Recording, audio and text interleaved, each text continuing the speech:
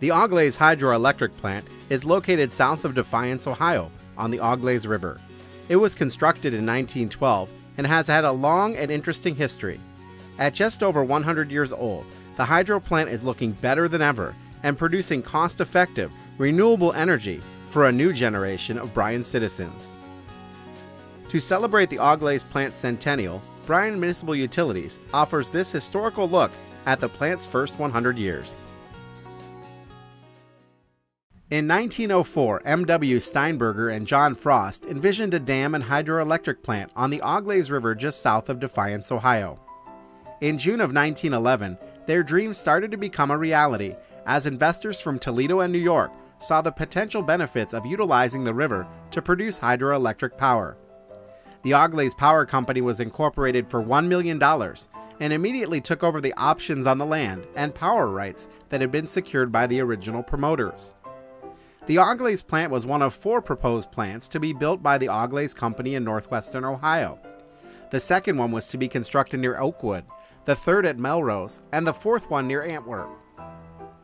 The Defiance site was chosen because at that point the Auglaize River drops 4 feet to the mile. This plant was expected to furnish a constant supply of some 4,000 kilowatts, 1,600 of which was to be used by the city of Defiance.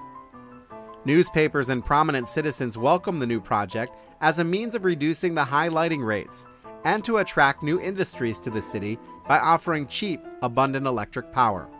On July 21st, a short month after the power company's inception, the Amberson Hydraulic Construction Company of Boston, Massachusetts, was hired to construct the dam and powerhouse. The actual construction work started in late summer 1911, and with a workforce of 103 men, continued through one of the coldest winters on record.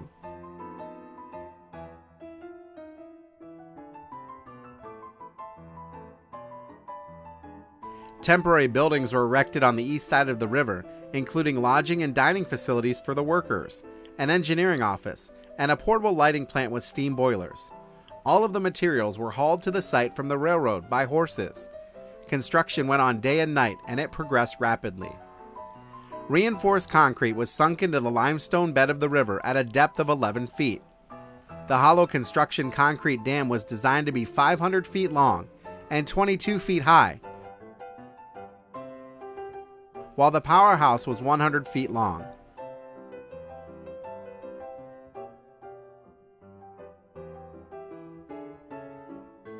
At the same time as the construction of the dam and powerhouse, a transmission line was built along the river through Defiance and on to Toledo to hook up with the lines of the Toledo Rail and Light Company. The dam and its powerhouse were completed in the summer of 1912 at a cost of $500,000, and electricity started flowing to the city of Defiance and local manufacturers on October 31st, 1912. Less than 2 weeks later, the Defiance city attorney filed an injunction on behalf of the city council to restrain the Auglaize Power Company from overbuilding distribution lines in the city. The Auglaize Power Company decided not to fight the case and built transmission lines around the city, cutting out Defiance from receiving power from the hydro plant. Defiance went back to using steam power. Pressure from the local manufacturers who had been using power from the dam led to a franchise being granted to the Auglaize Power Company to build transmission lines in the city, and the injunction was dismissed in November 1912. By January 1913, the Auglaize River Power Dam supplied both Toledo and Defiance. In March of 1913, days of heavy rain over frozen ground sent a large volume of water down the Auglaize River and over the top of the dam. On the morning of March 26, the earthen embankment along the west side of the river, forming the wing to the power dam, gave way to the great force of the water. The river practically changed course to get around the dam and through the embankment. According to the Defiance Crescent News that day, people in the city of Defiance thought the entire dam had washed out, and the courthouse bell and fire bell rang as a warning. However, only the embankment on the west end of the dam, not the dam itself or the powerhouse, had given way. The flood cut out a 120-foot section in the earthen retaining wall, which had a cement wall that ran through the middle and rip-rack rock on the riverside. The road on the west side of the river was also washed away. Flood damage to the Auglaize Power Company's equipment and dam was estimated at $24,000. About a week after the flood, workers began making temporary repairs to the wing wall to get the plant operational again, while plans for building a more substantial structure were being formulated. Workers began filling in the 120-foot gap while a permanent wall could be constructed. Plans called for extending the dam 322 feet in a straight line from the powerhouse, making the new length of the dam 792 feet instead of 470 feet. A new contract was let for rebuilding the retaining wall. A cofferdam was placed in the break, and although repairs were not yet completed, the Auglaize was put back in operation on July 17, 1913. The break in the retaining wall was filled with a 150-foot concrete wall, 15 feet wide at the bottom and tapered to the top. It was one of the largest concrete jobs in Defiance County. The concrete work was finished in August, and there were no further breaks in times of flood. In the spring of 1913, the New York investors bought the Defiance Gas and Electric Company, thus combining under one management the Auglaize Power Company and its affiliates. The Defiance Gas and Electric Company served Defiance, Maumee and Perrysburg, Grand Rapids, Weston, and the Wildwood Addition in Toledo. In May 1924, Toledo Edison Company applied to the State Utilities Commission for permission to buy all properties of the Defiance Gas and Electric Company, the Swanton Light and Power Company, and the Holgate Light and Power Company. The price for the group was stated as $2,507,500. The purchase was approved, and Toledo Edison acquired the Auglaize and Maumee hydro and steam plants, a total of 4 production units. Transfer of the properties was effective June 1, 1924.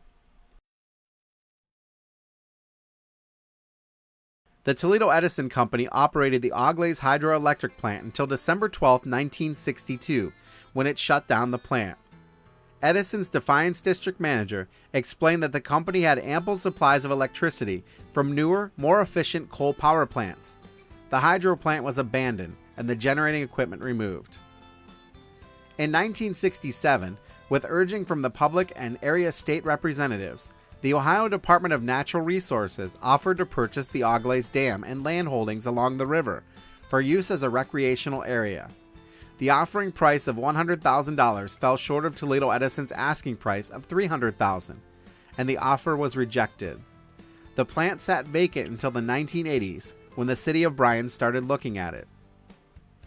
In December 1981, Bryan Municipal Light and Water Utility, now Bryan Municipal Utilities, filed a permit with the Federal Energy Regulatory Commission, or FERC, in Washington, D.C., to study the possibility of using the abandoned Auglaize River Dam to generate hydroelectric power for its electric customers in Bryan, Ohio.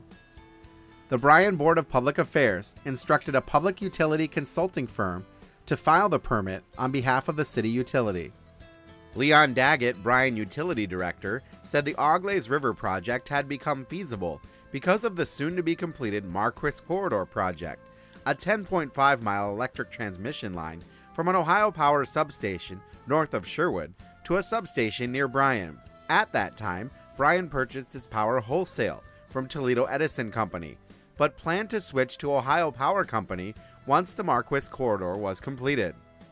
Ohio Power had a substation across the road from the Auglaize hydroelectric plant, and power could be transferred over Ohio Power lines from the plant to the city of Bryan. A study in 1982 revealed that purchasing and refurbishing the hydro plant may be too expensive for the city of Bryan to finance on a long-term basis. In 1984, Toledo Edison sold the empty facility to Power Dam Corporation, a 3-person company from Fort Wayne, Indiana. Power Dam Corporation put generators back into the plant and started producing electricity at the site again.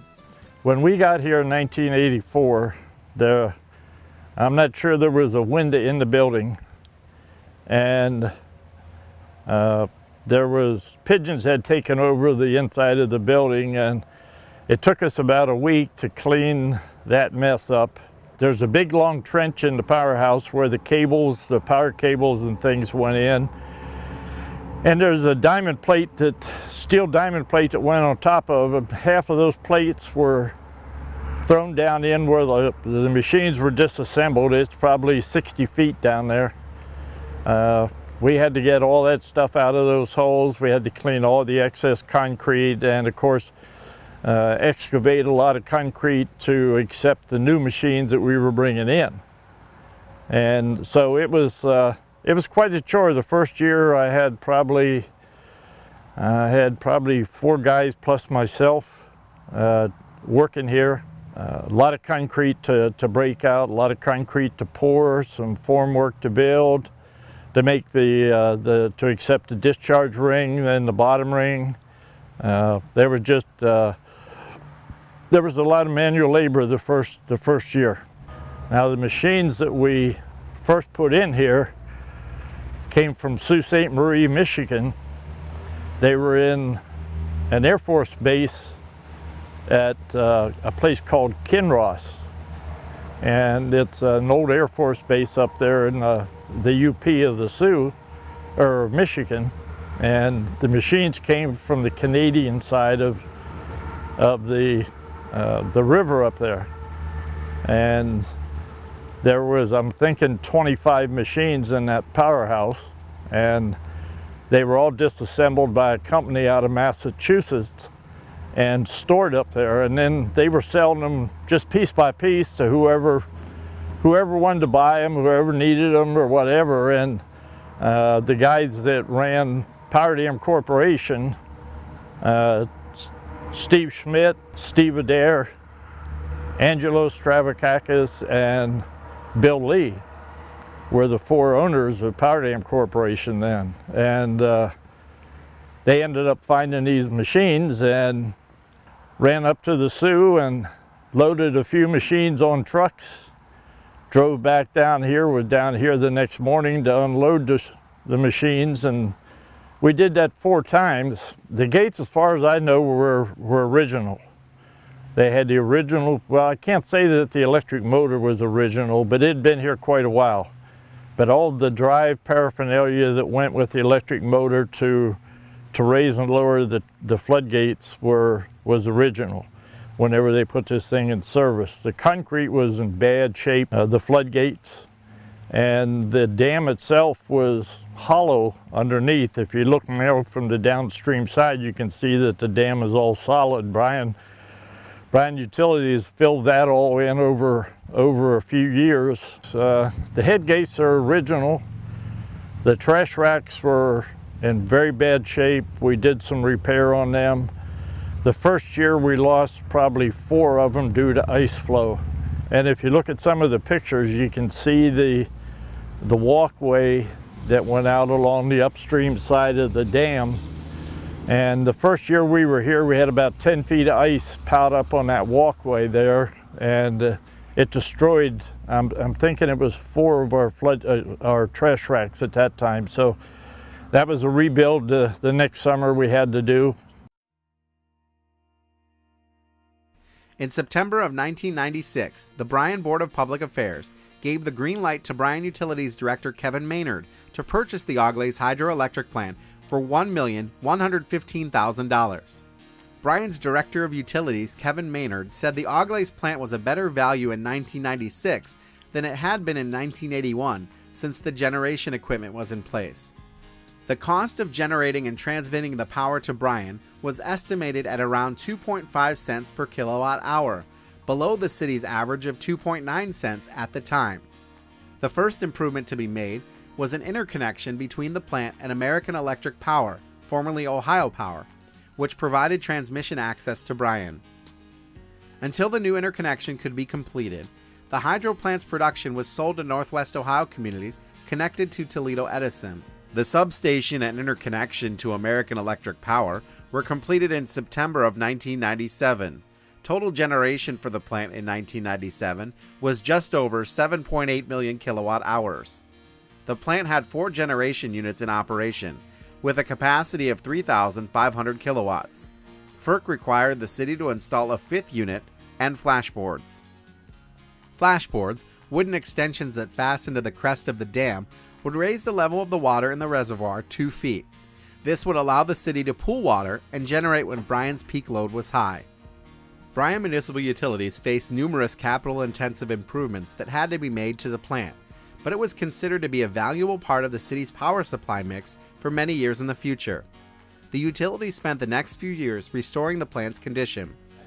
Well, originally we had the feasibility study that we knew what we were going to do with the dam and what repairs we were going to make, because things were in pretty rough shape, and we were going to do a number of things to make it last 30 years. I mean, where you saw the deck out here, we were just going to bring in concrete slabs and lay over the existing piers all the way out there, and then the gate area was going to stay the same. We were going to make certain repairs out there to the gates we had, but they were going to stay the same. Okay, there were 4 generators here that came from Sault Ste. Marie, Michigan, and those are the 650s in there that were just rewound recently. So there was a spare unit, complete unit down here. It wasn't in very good shape, but the stator and the rotor were good. So as the generators were rewound and stuff, just kind of kept rotating those machines out. I was able to find there was a generator up in Maine. It had changed ownership, and they were taken out of a paper mill in Canada someplace and didn't have many hours on them. I went up and looked at those with the engineers that helped design all this. We made an offer on one, and then talking to the engineer, he suggested we make an offer on both of them. We were actually able to buy 2 units for what we were going to pay for one. In 1998, BMU installed new switchgear controls for the generators and a new battery system to run the controls. The city utility also installed a water level sensor with an alarm system connected back to the Bryan power plant. On FERC's orders, crews repaired the crest and began filling 3 of the 10 hollow bays under the dam with concrete. To provide access for construction and concrete trucks, a new gravel road was built on the west side and brush and trees were cleared from the dike. Crews also started replacing the boarded-up windows. The Auglaize hydro plant got off to a rough start in 1999. Heavy snow was followed by an overnight warm-up to 65 degrees. The rapidly thawing snow caused a sudden rise in the water level and moved a large flow of ice downriver and into the front of the power plant and the floodgate piers. The ice impact damaged the gates, trash racks, and concrete structures. They estimated the ice probably hit at about 35 miles an hour. And what happened is the ice had got caught up here at 5-span bridge, and people were complaining about the water backing up behind the ice at the bridge. And they were asking us to open gates to relieve some of the water. Well, we didn't have any water down here, apparently because it was all backed up. But when we opened the gates, it changed some flows on the river, and all that ice broke loose. So it was just a wall of ice that came down the river and hit the dam. It broke one of our gates out there, broke the chains on one of the gates, which they feel may have helped Defiance out because that gate shut, and those gates passed quite a bit of water. The problem we had is when we started looking, our forensic engineer came in and said the only way you know how much damage you have is to tear it apart. So because of safety issues and everything else, it didn't leave us much choice because we didn't know the extent of damage. And with PERC involved and everybody involved in the impact, the only thing we could do is tear it apart and see. And it came apart pretty easy. So there was, stress cracks in it and that sort of thing. I think the building part was all right, but out there in the spillway, I think is where most of the concern was at. To make repairs, the turbines and intakes had to be dewatered. New design of the trash racks and floodgates was recommended to improve plant operations and safety, and the ability to perform gate and turbine maintenance. Due to lack of rain and the damage to the intakes, production from the plant in 1999 dropped to 3.45 million kilowatt hours. Repairs, upgrades, and capital improvements continued through 2001. Demolishing and reconstructing the intake and trash racks and installing spillway gate anchors in the north wall of the powerhouse were completed in July 2000. The 3 floodgates and piers were demolished and removed. To reconstruct the piers, 250 cubic yards of concrete were poured around 46,000 pounds of reinforcing steel to a total height of 35 feet. By the end of 2000, construction of the 3 new spillway gates and piers was completed, and 3 new spillway floodgates were installed. The plant generated almost 5 million kilowatt hours in 2000, an impressive amount considering only 2 units were available for operation, and a large amount of water was passed through the gates to protect the repairs. In 2001, the intake and trash racks for generating units 1 through 4 were rebuilt, and the piers and decks were constructed. Each unit was rewired and connected with new switchgear as it was taken out of service for the intake repair. The repairs were completed by October, and the city opened the Auglaize plant to the public for the first time. Nearly 400 people took advantage of the opportunity to walk around the plant floor and inspect the turbine generators and the SCADA-equipped control room. At that time, the plant was equipped with 3 Westinghouse generators rated at 650 kilowatts each, and 1 Westinghouse generator rated at 1,750 kilowatts. The plant generated 4.4 million kilowatt hours during the year, even though there was construction through most of the year.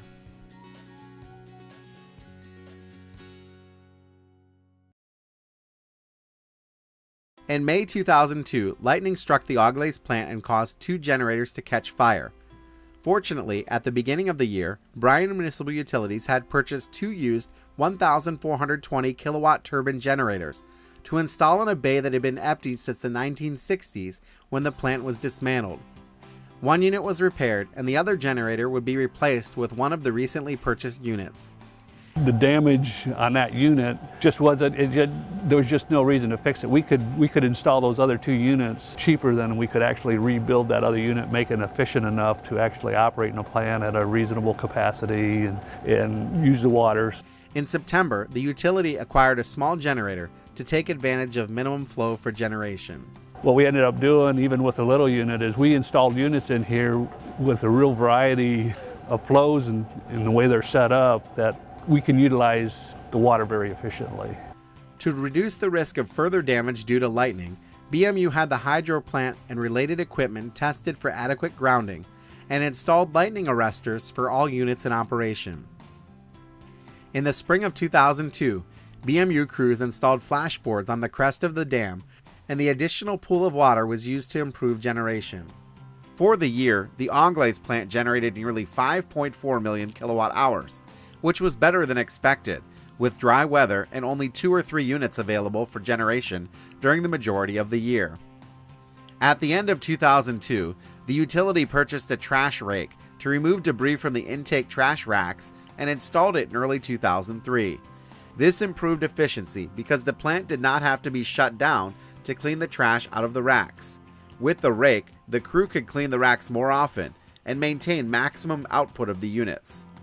With 3 generating units operational, the plant produced just shy of 9 million kilowatt hours in 2003.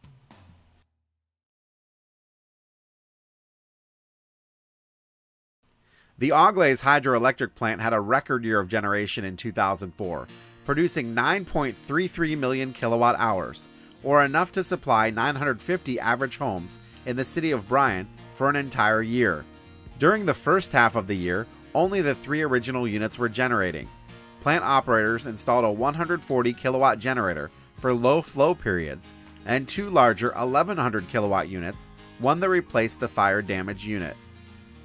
By the end of the year, the plant was operating at full capacity for the first time since the early 1960s when Toledo Edison closed the plant.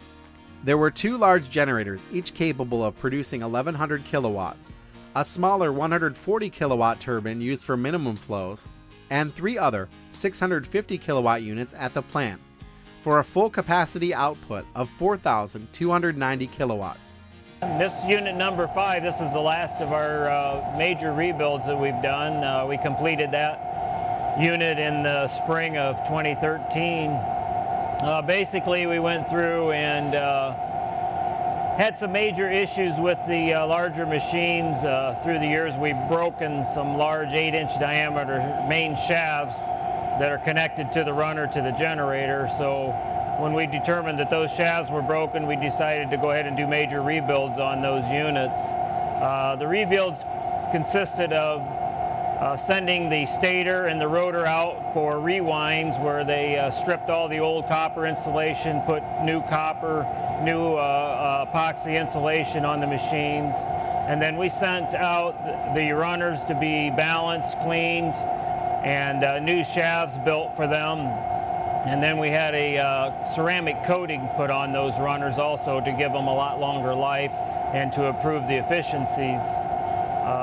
Basically, the rebuild started from the bottom all the way up through the machine. We stripped everything out then started reassembling with new machine parts, and basically we changed some of the design changes that were put in when the machines were reinstalled in this plant in the 80s. We had some different design that the company who reinstalled them tried that didn't seem to work too well. So we took the machines and put them back to their original design. We made a few adapters so that we could mount the bearings on the head covers and so forth. And then the shifting rings and so forth, we changed to actuators that are mounted on the plant floor, basically putting them back the way they were when they were installed in the early 1920s. And since that time, we've had real good success with the machines. We've taken them from their initial rating of 650 kilowatts to now we're at 800 kilowatts. Units 1, 4, and 5 can all run at 800 kilowatts. They also built and installed a new headgate system, which gave plant personnel the ability to open and close the turbine headgates much faster, allowing units to come online quicker. The headgates could also be shut down quicker to conserve water for generation. In 2005, Bryan Municipal Utilities purchased a used workboat to facilitate installing the flashboards and performing maintenance on the gates and racks. Auglaize employees refurbished the boat and added a small crane. An equipment storage building was constructed along with a concrete apron to allow the trash rake to be moved into the building. The final FERC requirement to fill all the hollow bays in the dam with concrete was completed in 2005. Even though 2005 was exceptionally dry, the Auglaize plant was able to produce about 9.7 million kilowatt hours for the year. Bryan Municipal Utilities was finally realizing its vision of developing the Auglaize hydroelectric plant. With all the units running and a very good year of precipitation, the Auglaize plant was able to generate a record 13,637,035 kilowatt hours in 2006, which equated to a savings of nearly $700,000 on the city's American Electric power bill. It was enough energy to supply approximately 1,337 average homes in the city of Bryan for a year. Record-setting drought conditions in 2012 led to a year with slightly less generation from the Auglaize hydroelectric plant. Even with less generation than normal, the price per kilowatt hour was 5.4 cents, considerably less than the 6.7 cents the utility paid for power purchased in the market. When we purchased the plant, we were purchasing power for about 3 cents a kilowatt hour. And at the time, the cost out of the plant was 4 or 5 cents in that area. So there was a number of people that thought it wasn't such a good deal because it was actually costing us more than the cost of power. But then that cost still remains today the same that it was when we purchased the plant, and will continue that way into the future while the price of power continues to go up. So today it's a much better deal per kilowatt hour than it was when we purchased the plant. Also, we are able to take advantage of the capacity that the plant puts out, and we get paid for capacity on an annual basis. And also when we generate at peak times, it helps control our costs by lowering the transmission cost for the power that comes to Bryan. On July 23, 2013, the Auglaize hydroelectric plant set a daily production record of 104,287 kilowatt hours. That was enough energy to power 122 average Bryan homes for a day. Rebuilding units 1, 4, and 5 to increase the output from 650 kilowatts to 800 kilowatts was paying off. Hydroelectric power is an emission-free energy source.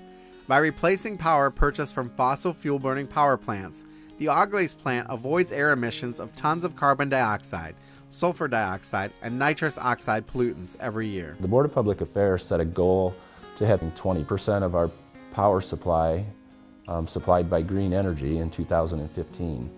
And the Auglaize hydro plant was a large part of that, providing nearly 4% of the city's needs.